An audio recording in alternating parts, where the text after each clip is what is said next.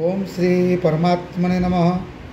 ओम नमो भगवते वासुदेवाय नमो नमः। ओम शांताकारं भुजंगशयनं पद्मनाभं सुरेशं विश्वाधारं गगनसदृशं मेघवर्णं शुभांगं लक्ष्मीकान्तं कमलनयनं योगिविध्यानगम्यं वन्दे विष्णु भवभयहरं सर्वलोकैकनाथम्।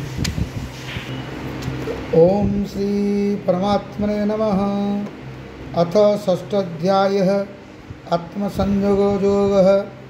श्री भगवानुवाच अनाश्रित्य कर्मफलं कार्यं कर्मं करोति यः स सन्न्यासी च योगी च निरग्निरचक्रिय। श्री भगवान कहले जो पुरुष कर्मफल को आश्रय न करी कर्तव्य कर्म करती से ही सन्यासी तथा योगी अटंती। कौन सी कर्म कले जे फल मिल आपको आशा करिकी जे कर्म करती से साधारण जनता अटंती। किंतु कर्मर फल को आशा न करी केवल परमात्मा का उद्देश्य रे भगवान के उद्देश्य जे कर्म करती से सन्यासी, से त्यागी, से भक्त। केवल अग्नि त्याग करिथिवा लोक सन्यासी नुहे कि केवल कर्म त्याग करिथिवा लोक योगी नुहंती। जं सन्यासमिति प्राहुर्योगं तं विद्धि पांडव न ह्यासंन्यस्त संकल्पो योगी भवति कश्चन। भगवान कहले हे अर्जुन, जहाँ को सन्यास बोली कहती ताहा को ही तुम्हें योग बोली जान।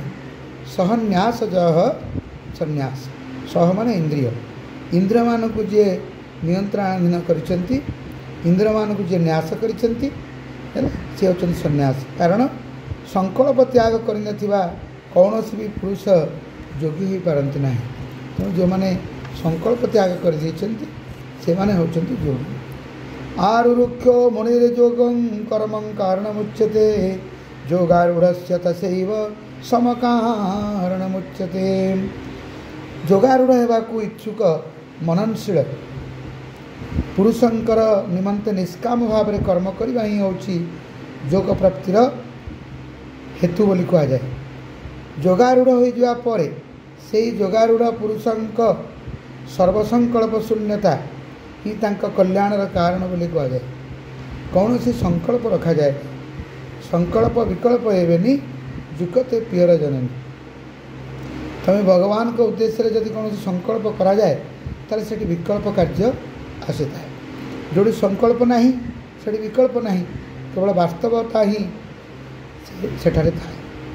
तेणु वास्तवता ही होचंती ईश्वरंकर सानिध्य लाभ करिबा। वास्तवता यदा हि इंद्रियार्थेषु न कर्म सुनुचज्ञते सर्वसंकल्प सन्यासी योगरूढ़स्तदुच्यते। सर्वसंकल्प त्यागी पुरुष जेतेबेले इंद्रिय मानक भोगरे ओ कर्म मानक रे मध्य आसक्त हुअन्ति नाही सेतेबेले से योगारूढ़ बोली कथित हुअन्ति। कौनसी कर्म रे आसक्त हुअन्ति नाही। सकल कर्म कृष्ण देई बसतु उदासीन होई। कर्म भितरे भगवान को अनुभव करिबा, भगवान के उद्देश्य रे कर्म करिबा। कारण कर्म होचंती अकर्म, अकर्मे वासुदेव प्रीति। कर्म करिले क्षय जाती। अकर्म किए ना अकर्ता कर्ता से परम ब्रह्म परमेश्वर परमात्मा ये कि सकल घटरे निवास करिसेंती से परमात्मा। यदि कर्म न रहिबो शरीर रहिबनी। शरीर होची कर्म रूपक, शरीर भितर जे आत्मा रूप अच्छी से अकर्म। तेणु कर्म पाँच, कुकर्म, सुकर्म, कर्म, विकर्म, अकर्म। ये पांच कर्म को लेकर जगत रे अतिवाहित होती। जी अकर्म से परमात्मा।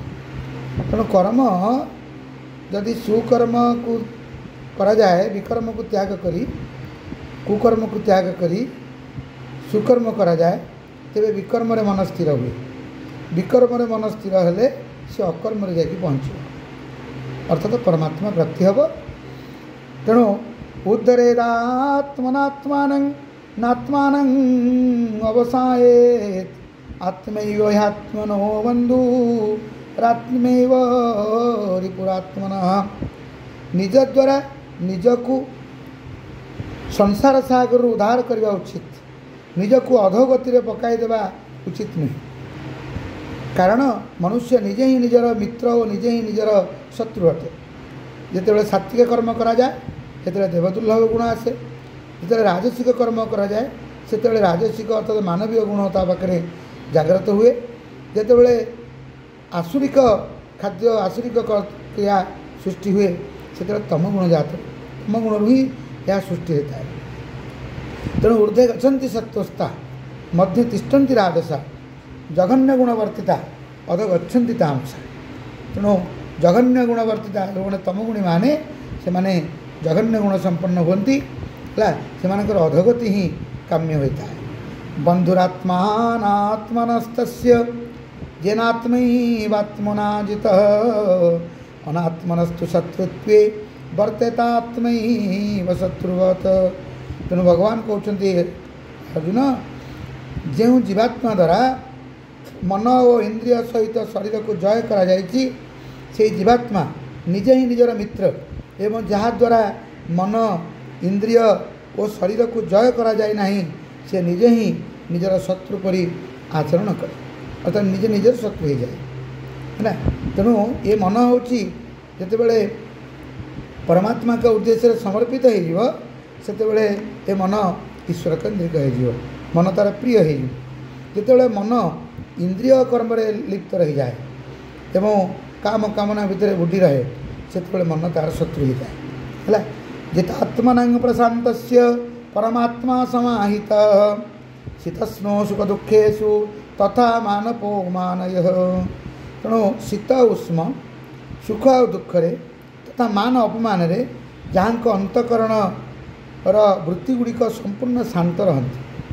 जेपरी स्वाधीन आत्मा विशिष्ट पुरुषों ज्ञान सच्चिदानंद घन परमात्मा सम्यक रूपे अवस्थान करती, अर्थात तांको ज्ञान परमात्मा व्यतीत अन्य किछि रहे नहीं, केवल परमात्मा के उद्देश्य कर्म, परमात्मा ही सर्वत्र।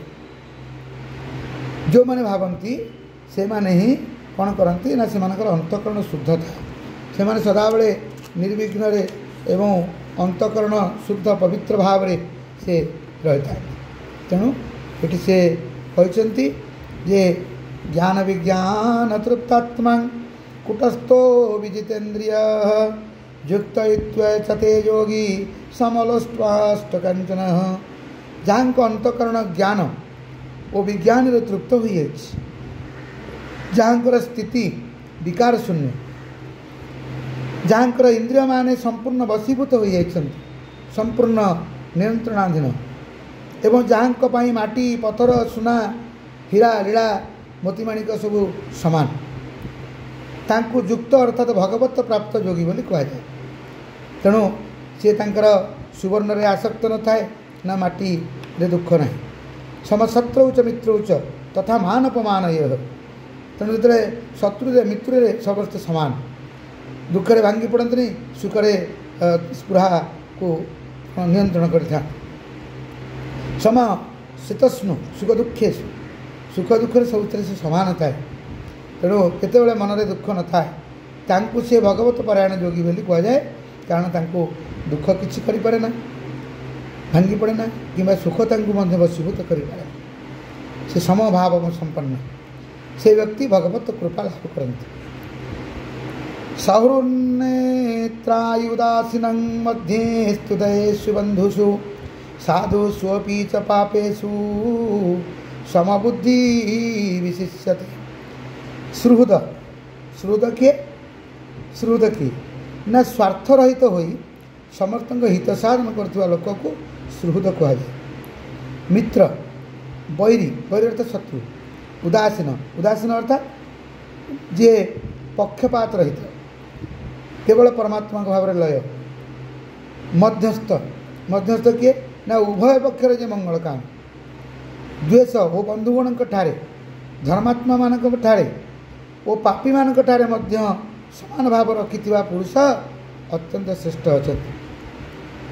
संतुष्ट सततं योगी जतात्मा दृढ़ निश्चय मर्यादपि दमनर्बुद्धि जो भक्त समिप्रिय तेणु तुल्यनिंदास्तुति मौनी संतुष्ट जेन केनचित अनिकेत स्थिरमति भक्तिमान्य प्रिय नर से नर मत ही प्राप्त होती मत ही से माने मंगल कामना करा से कथा मध्य कहते जे जोगी जुंजीत सततमात्मन रहसी स्थित एकाकी ततचितात्मा निराशीर परिग्रह मन और इंद्रिय मान सहित शरीर को वश कर रखि आशा रहित संग्रह और इच्छा शून्य जोगी एकाकी ही एकांत स्थान रही आत्मा को निरंतर परमात्मा रे लय लगेगा उचित कौन ना कहे सर्ववेदेषु जत पुण्यं सर्वतीर्थेषु जत फलम तत्फलम समवाप्नोति स्थित्वादेवं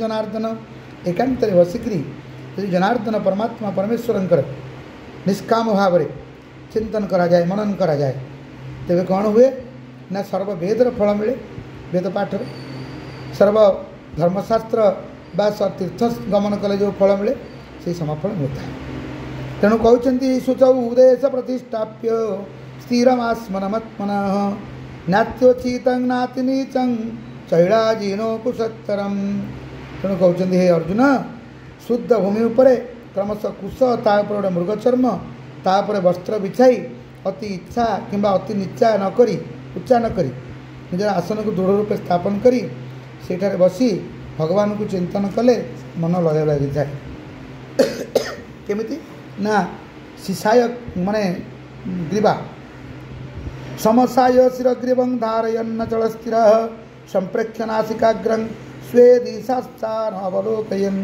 कौन कर ना से भगवान से माने नासा अग्र को ध्यान करी शिरग्रीव एक धारण करी जे भगवान का नाम स्मरण करे भगवान को चिंतन करे लय लगाए एवं त्रिकुट को लय लगे ध्यानस्थ हो जाए भगवान ताको दर्शन दियंती भगवान कृपा लाभ करती ये हूँ ध्यान जोगर कथा मन को निष्काम भाव में मन को स्थिर करी एकाग्र चित्तरे एवं भगवान को यदि चिंतन करा जाए आजानुलंबे भुज चारी शंख कमल गदा हरि चतुर्भुज नारायण को हृदय पद्म ध्यान कले धीरे धीरे से प्रसन्न होती